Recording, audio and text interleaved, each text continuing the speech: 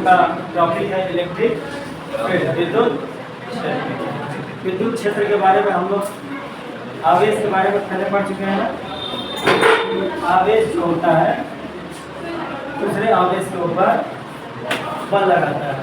तो बल लगाता है तो कोई तो चीज़ होगी जो इस आवेश से उस आवेश के बीच में प्रभाव डालती होगी। इसका मतलब एक बात समझ में आ रहा है कि प्रत्येक आवेश के चारों तरफ एक निश्चित इलाका होता है। जिस निश्चित इलाके के अंदर अगर कोई दूसरा आवेश आएगा तो उसके ऊपर क्या लगेगा? एक बल लगेगा, एक स्थिर विद्युत बल लगेगा। या तो आकर्षण का लग सकता है या तो प्रतिकर्षण का लग सकता है। यानी हर आवेश के चारों तरफ एक क्षेत्र होता है। तो हम क्या कर सकते हैं, विद्युत क्षेत्र को कैसे समझ सकते हैं? तो किसी आवेश के चारों तरफ का वो क्षेत्र जहाँ तक किसी अन्य आवेश के ऊपर स्थिर विद्युत बल लगता है वहाँ तक के क्षेत्र को क्या कहते हैं? विद्युत क्षेत्र कहते हैं। तो इस बात को हम लोग एक लाइन में लिख लेते हैं। किसी आवेश के चारों तरफ का वो क्षेत्र जहाँ स्थित किसी अन्य आवेश पर स्थिर विद्युत बल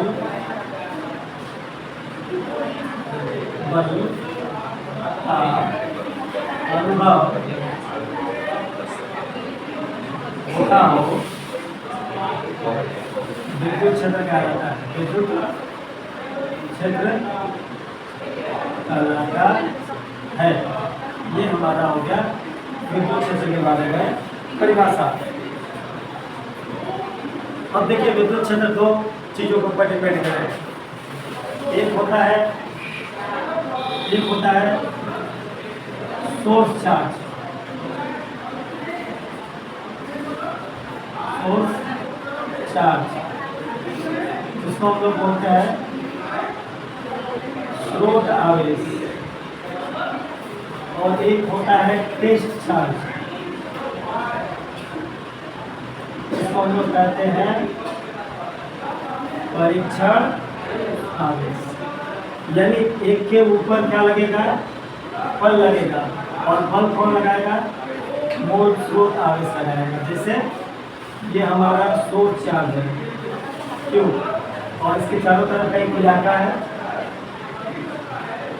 इस इलाके के अंदर एक टेस्ट चार्ज है, क्यों ना? ये आपका हो गया सोर्स चार्ज और ये वाला आपका हो गया टेस्ट चार्ज। इसके ऊपर टेस्ट होगा, कितना लगा है? कौन लगा रहा है? क्यों? इसके ऊपर लग रहा है, क्यों ना?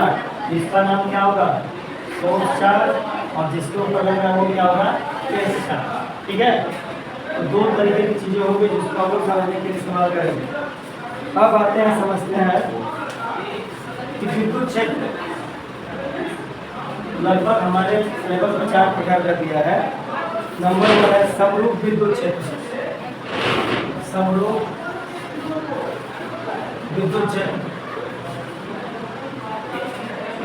समरूप विद्युत क्षेत्र का मतलब क्या होगा?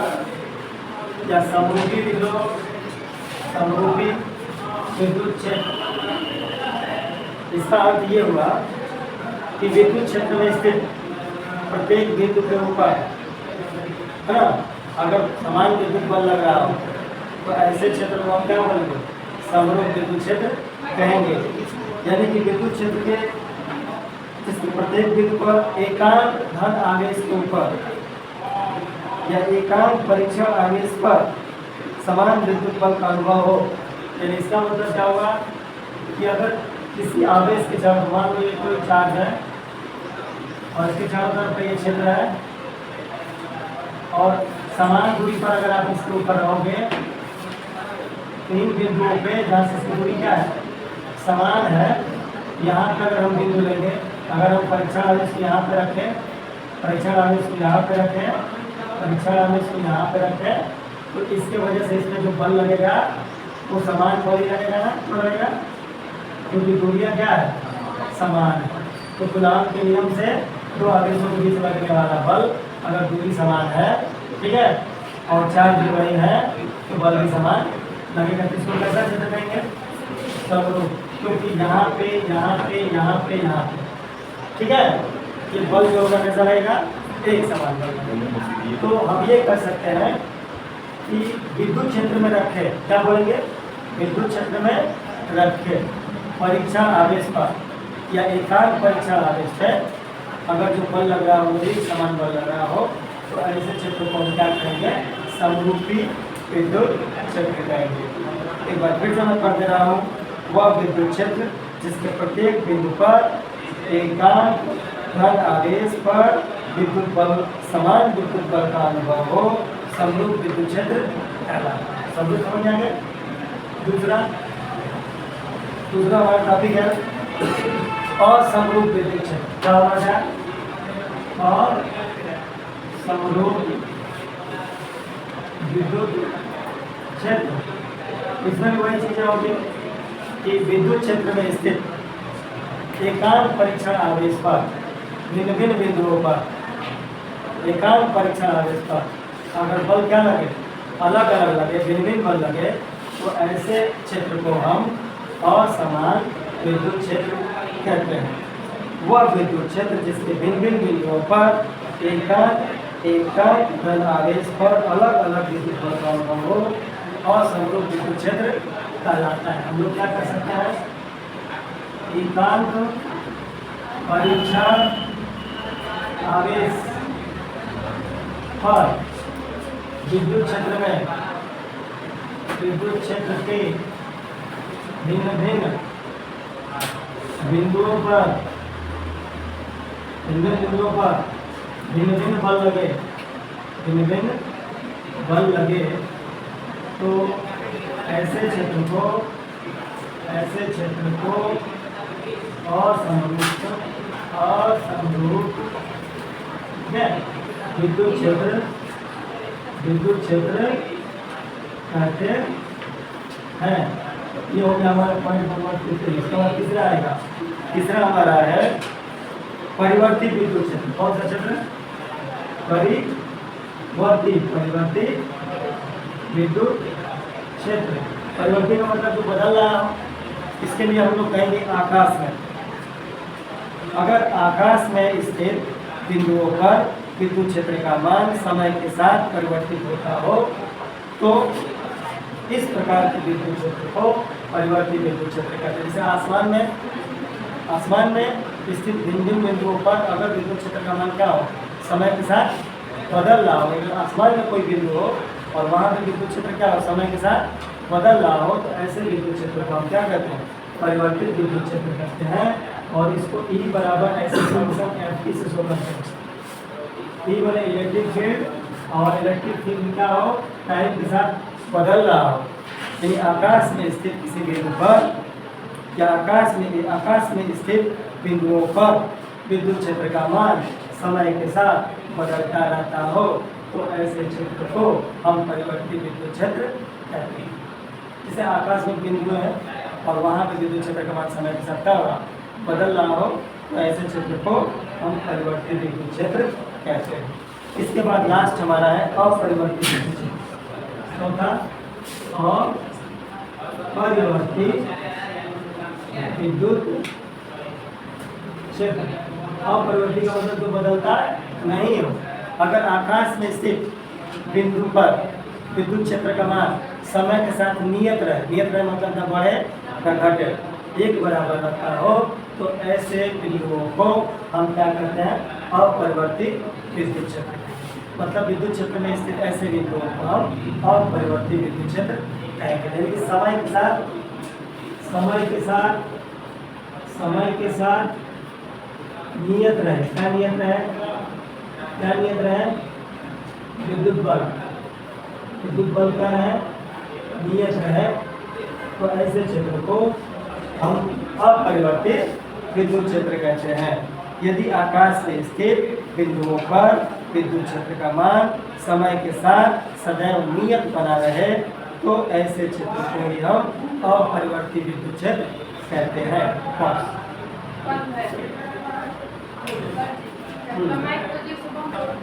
विद्युत बल रेखा। अगला हम लोग का टॉपिक है विद्युत बल रेखा के बारे में समझने के लिए सबसे आसान तरीका है, हम लोग शुरू करेंगे आवेश से। कहाँ से? आवेश। तो विद्युत क्षेत्र अभी हम लोगों ने जान लिया क्या होता है। किसी आवेश के चारों तरफ एक क्षेत्र होता है ना, और जिसके अंदर अगर कोई दूसरा आवेश एंट्री करेगा तो उसके ऊपर मूल आवेश क्या करेगा? बल लगाएगा। तो बल लगाएगा इसका मतलब है कि अगर जो आवेश प्रवेश कर रहा है वो आवेश चलने के लिए अगर स्वतंत्र हो, मतलब हम क्या करते हैं कि ये आपका सोर्स चार्ज है, ये आपका सोर्स चार्ज है, इसको हम कहेंगे स्रोत। ये मान लो स्थिर है, रेस्ट में है, इसके चारों तरफ इलाका है, उस इलाके में अगर कोई टेस्ट चार्ज परीक्षण आवेश एंट्री करेगा तो ये वाला सोर्स चार्ज इसके ऊपर क्या करेगा? बल लगाएगा। अगर ये चलने के लिए फ्री है, ये चलने के लिए क्या है? ये चलने के लिए स्वतंत्र हो, ये चल सकता हो, तो ये चार्ज इसको धक्का लगाएगा। अगर ये दोनों क्या है? प्लस है, इसके ऊपर ये बल लगाया, बल लगाने पर ये वाला चार्ज इधर की ओर चलना शुरू कर देगा। क्यों? क्योंकि ये चलने के लिए क्या है? स्वतंत्र। हम ऐसा कहेंगे कि अगर किसी आवेश के विद्युत क्षेत्र के अंदर कोई टेस्ट चार्ज एंट्री कर रहा और वो टेस्ट चार्ज चलने के लिए स्वतंत्र हो, तो इसके द्वारा वोल्ट सोर्स के द्वारा जो इसमें बल लगेगा, इस बल के कारण ये फ्री आवेश चलना शुरू करेगा। चलने पर इसके द्वारा जो पथ बनेगा, जो मार्ग बनेगा, उस मार्ग को ही हम क्या कहेंगे? चलने के बाद जो मार्ग बनेगा उसको क्या कहेंगे? विद्युत बल रेखा। यानी हम ये कह सकते हैं कि विद्युत क्षेत्र में किसी परीक्षण आवेश को अगर हम छोड़ते हैं तो परीक्षण आवेश का जो मार्ग होता है, जो रास्ता होता है, वही क्या होता है? विद्युत बल रेखा। राइट।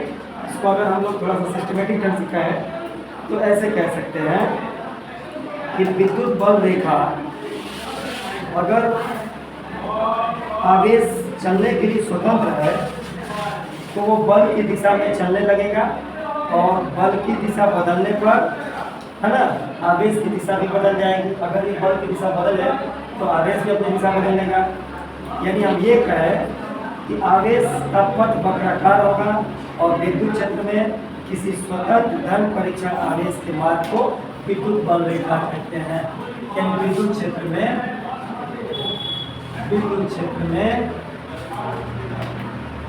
किसी धन किसी स्वतंत्र, ये वर्ड जरूरी है, स्वतंत्र धन परीक्षा आवेश की गति को विद्युत